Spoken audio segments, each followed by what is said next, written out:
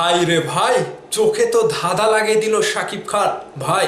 কড়া liquor, just লুকটা কড়া লেভেলে রয়েছে। আমি পরিচালকের প্রশংসা না করে পারছি না।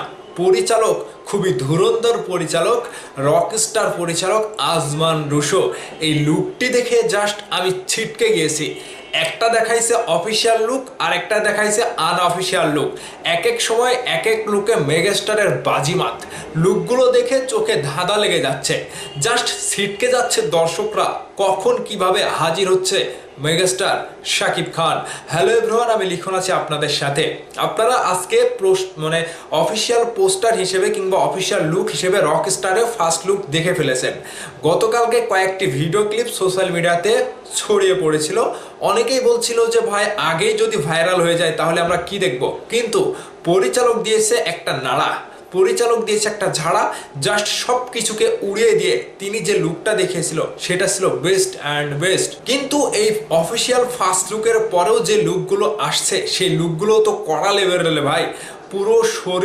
পুরো শরীরে ট্যাটু করা, এ যেন আমেরিকান কোনো পপ স্টার কিংবা মাইকেল জ্যাকসনের মতো হাজির হচ্ছে মেগাস্টার শাকিব খান।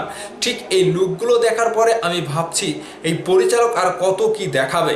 এবার এই যে রকস্টার, একটা রোমান্টিক ঘরানার সিনেমা যেখানে মেগাস্টার শাকিব খান নিজেই লেখে, নিজেই গায়, নিজেই প্রেজেন্ট করে, সেখানে অন্য কারো কি খাওয়া থাকবে? না, থাকবে না। পরিচালক পর্দায় মেগাস্টারকে যেভাবে হাজির করতে চেয়েছে, তার মনের মাধুরী দিয়ে শাকিব খানকে সেভাবে হাজির করেছে। একের পর এক লুক এবং ফিগার, বডিতে একটা অন্যরকম ভিন্নতা।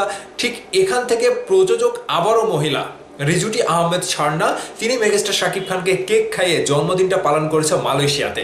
আর এই মালয়েশিয়া থেকে যখন ঝড়টা ছেড়েছে, যখন এই যে ফার্স্ট লুকটা ছেড়েছে, এছাড়া অফিসিয়াল পোস্টারের বাইরে মেগাস্টার শাকিব খানকে সবুজ ভাইয়ের সাথে যেভাবে আমরা দেখতে পেয়েছি, এই লুকটা ছিল দুর্দান্ত লেভেলের। হেয়ার স্টাইল পুরোটাই একটা বাঁধানো। আর মেগাস্টারকে দেখে পরিচালক নিজেই তো অবাক হয়েছে এ কারণেই যে মেগাস্টারের পেছনে দুইটা মেকআপ ম্যান, একটা সবুজ খান, একটা অমিত অম্বরকর, দুইটা মেকআপ ম্যান মিলে মেগাস্টার শাকিব খানকে একটা প্যাকেজ আকারে তৈরি করেছে। এবং এই প্যাকেজটা ছিল মালয়েশিয়ান কোনো প্যাকেজ। এখানে দুর্দান্ত লেভেলের লুক দিতে মেকআপ ম্যান থেকে শুরু করে সবারই কিন্তু একেবারে ঘাম ঝরে গিয়েছে।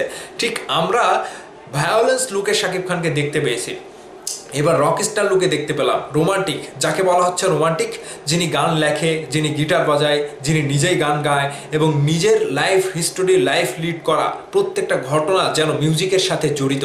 এবং নায়িকাকে নিয়ে, সাবিলা নূরকে নিয়ে তারা যেভাবে জন্মদিনের কেকটা কেটেছে এবং জন্মদিনের লুকে যেভাবে আমরা তাকে দেখতে পেয়েছি, জাস্ট এটা দেখে আমি ফিদা হয়ে গিয়েছি।